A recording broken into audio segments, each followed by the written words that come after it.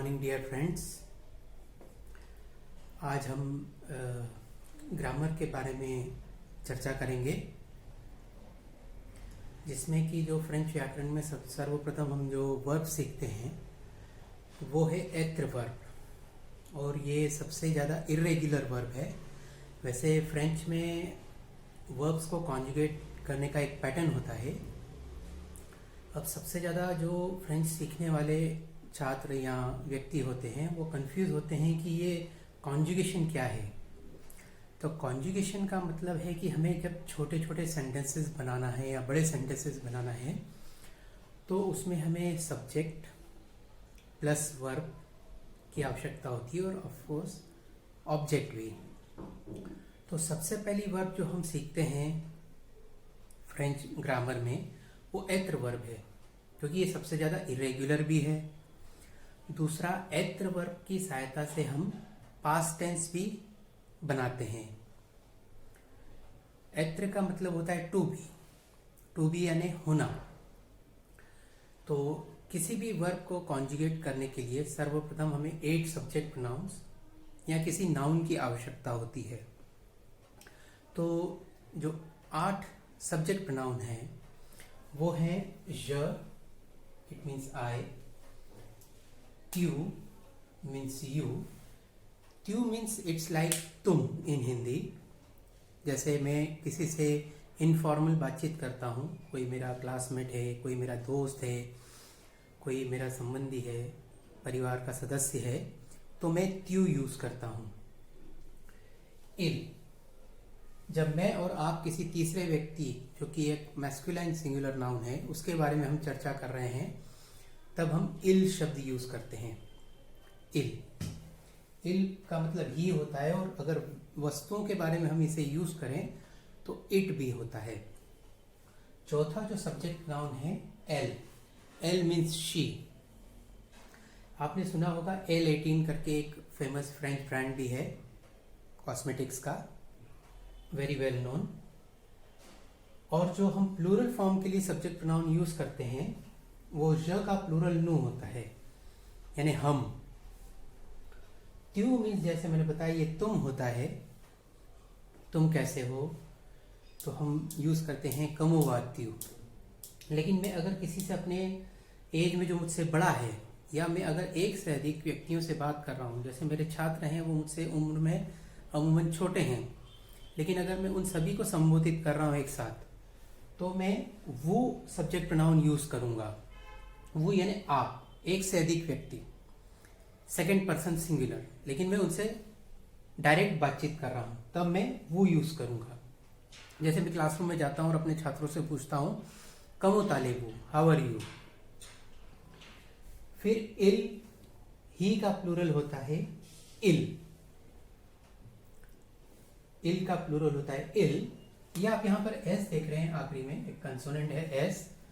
तो जैसे फ्रेंच में जो लास्ट लेटर अगर कंसोनेंट है किसी भी वर्ड का, नाउन का, एडजेक्टिव का, तो 99% चांसेस हैं कि वो म्यूट हो, उसको प्रोनाउंस नहीं किया जाता है अनटिल एंड अनलेस उसके आगे जो नया शब्द आ रहा है, जो नया वर्ड आ रहा है, अगला वर्ड आ रहा है, उसका जो पहला लेटर, उसका जो पहला अक्षर है वो अगर वॉवेल हो, तब हम उसे जोड़ करके बोल सकते हैं। अदरवाइज ये एस जो है ये साइलेंट रहता है। अब जैसे एल मीन्स शी, इसका प्लूरल होता है एल। जैसे मैंने अभी आपको बताया कि एस ये जो है ये साइलेंट रहता है, म्यूट रहता है, इसको हम उच्चारण नहीं करते हैं, प्रोनाउंस नहीं करते हैं। तो ये है सबसे पहले 8 सब्जेक्ट प्रोनाउन, जो कि हम किसी भी वर्ब को कॉन्जुगेट करने के लिए लेते हैं। और आज हम जिस वर्ब के बारे में चर्चा कर रहे हैं वो है एत्र। ये फ्रेंच ग्रामर की सर्वप्रथम वर्ब है जो हम किसी भी स्कूल, कॉलेज या किसी भी कोर्स में सीखते हैं। अब इसका जो कॉन्जुगेशन है, नॉर्मली जैसे मैंने आपको बताया कि हर वर्ब का एक कॉन्जुगेशन का पैटर्न है। फ्रेंच में 3 ग्रुप्स हैं वर्ब्स की। सर्वप्रथम जो ग्रुप है उसके जो 2 लास्ट लेटर होते हैं वो ई आर पे एंड होते हैं, तो उसको हम फर्स्ट ग्रुप ऑफ वर्ब्स बोलते हैं, ई आर एंडिंग वर्ब्स।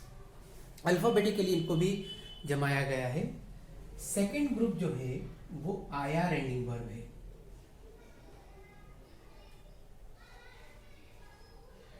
अल्फाबेटिकली अब हम देखेंगे तो ई सबसे पहले आता है। जैसे हम स्कूल में अटेंडेंस लेते हैं, रजिस्टर बनाते हैं, या कहीं पर भी किसी कार्यस्थल पर भी जब हम एक चार्ट बनाते हैं अटेंडेंस का या सदस्यों का, तो हम अल्फाबेटिकली उनके नाम लिखते हैं।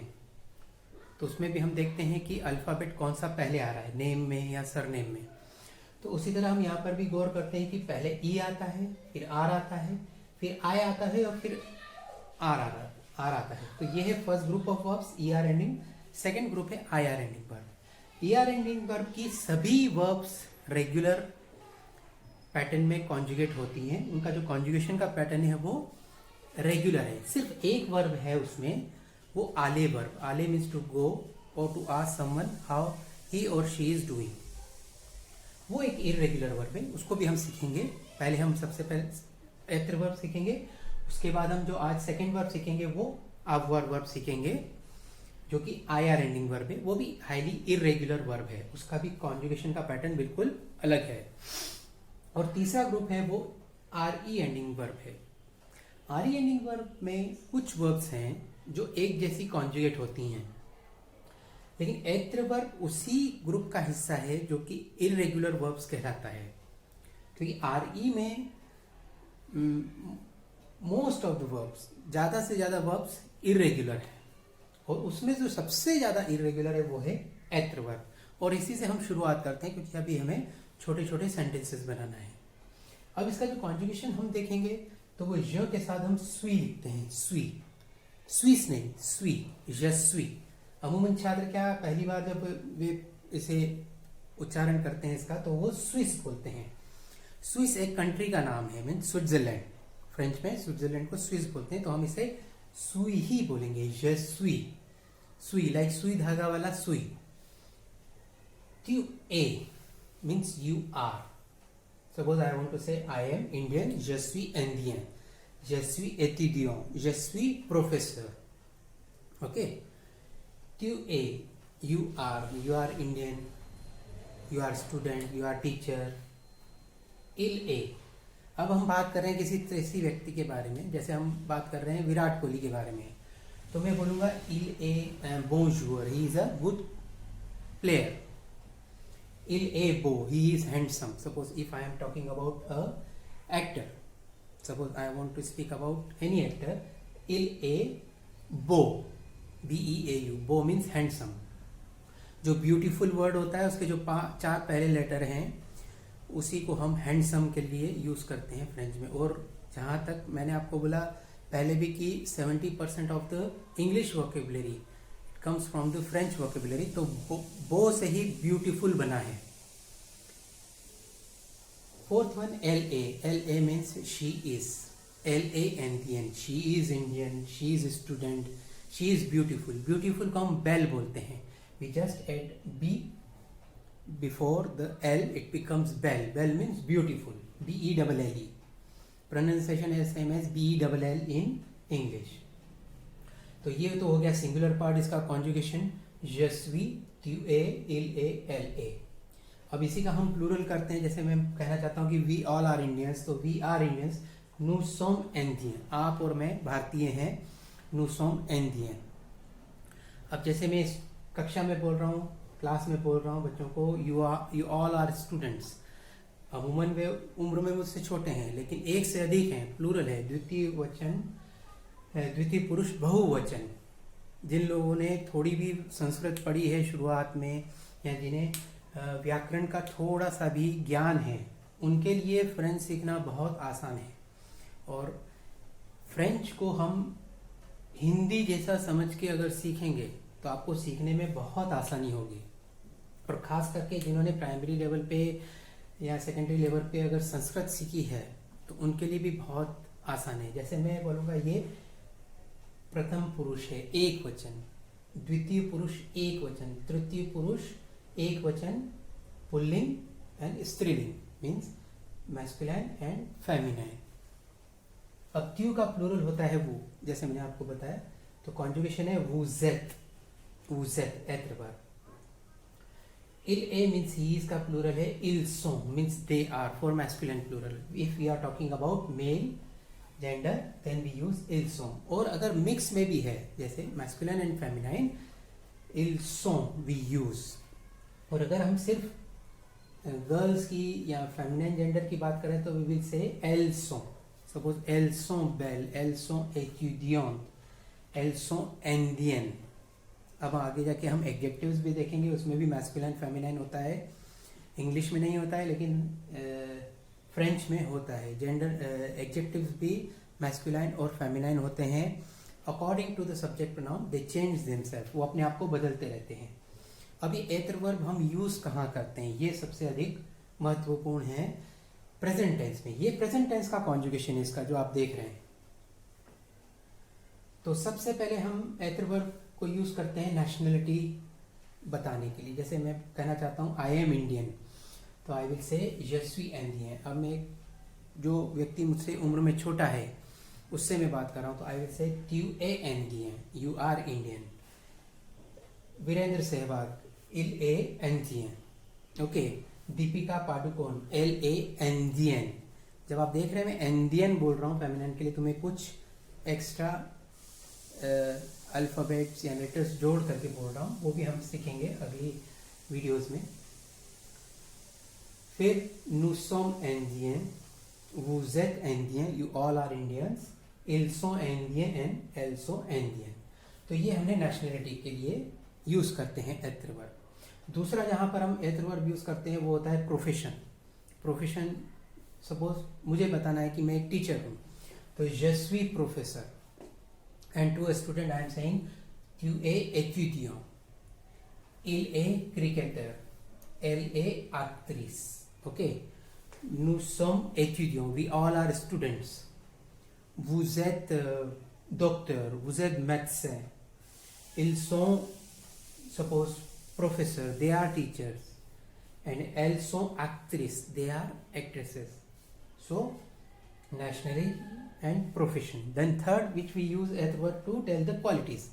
Suppose il est bon étudiant, he is a good student. Elle est intelligente, she is intelligent. Okay. Or we want to say they are good cricketers, so ils sont bons joueurs de cricket. Or elles sont bonnes actrices, they are good actresses. So to tell the qualities also we use एतर verb. And outlook, how one does look alike, means वो कैसा दिखता है, उसकी appearance कैसी है. तो हमें कहना है जैसे किसी मॉडल के बारे में, तो मैं बोल रहा हूँ il est beau, या कोई गर्ल है या लेडी है तो elle est belle. ओके. या कोई टॉल या स्मॉल है तो हमें कहना है il est grand, il est petit, elle est grande. ये ग्रैंड शब्द तो आप लोगों ने बहुत पढ़ा है, Grand Hyatt, Grand Sheraton, okay, grander, all this words. Outlook के बारे में भी हम एतर वर्ब यूज करते हैं. स्टेट ऑफ माइंड, जैसे I am happy, suppose today I am happy, तो je suis content, je suis content, CONTENT, je suis content. Tu es heureux, you are happy. Il est what we can say, il est content, il est mécontent. Suppose he is unhappy today, so we will say il est mécontent. Elle est heureuse, elle est courageuse, she is courageous. So we use एतर verb to tell the nationality, profession, qualities, outlook and state, in which state you are, not the state राज्य की तरह, but state of mind. Suppose आप आज बहुत खुश हैं तो tu es content, nous sommes contents. जैसे आज एक हमारा एक पर्व है तो इसलिए हम सभी आज खुश हैं, तो nous sommes contents, we are happy. Vous êtes contents, ils sont contents, elles sont contents. nous sommes heureux, we are happy. So ये सबसे पहले वर्ड सीखने की बहुत ज़रूरत है एतर वर्ब, और उसमें हमें ज़्यादा कंफ्यूज नहीं होना है. इसके कॉन्जुगेशन को लेके हमें एज इट इज़ याद करना है, क्योंकि आगे जो हम वर्ब सीखेंगे उनका कॉन्जुगेशन का एक पैटर्न मैं आपको बताऊंगा. लेकिन इसका एक पैटर्न नहीं, इसका ज के साथ सुई आएगा ही आएगा. You have to remember that. ये आपको लर्न करना है एज इट इज, इसमें कोई भी चेंज नहीं है. और ये हम प्रेजेंट टेंस की बात कर रहे हैं. तो तो अब हम अपने अगले वीडियो में आवर वर्क के बारे में देखेंगे। और आई होप कि आपको ये वीडियो पसंद आया होगा। इसे लाइक शेयर एंड अगर आप आने वाले वीडियोस को की सूचना जानना चाहते हैं तो चैनल को सब्सक्राइब भी करें या हमारे वेबसाइट www.speakfrench.in पे लॉगिन करके भी अधिक से अधिक जानकारी प्राप्त कर सकते हैं। धन्यवाद। आपका दिन शुभ हो।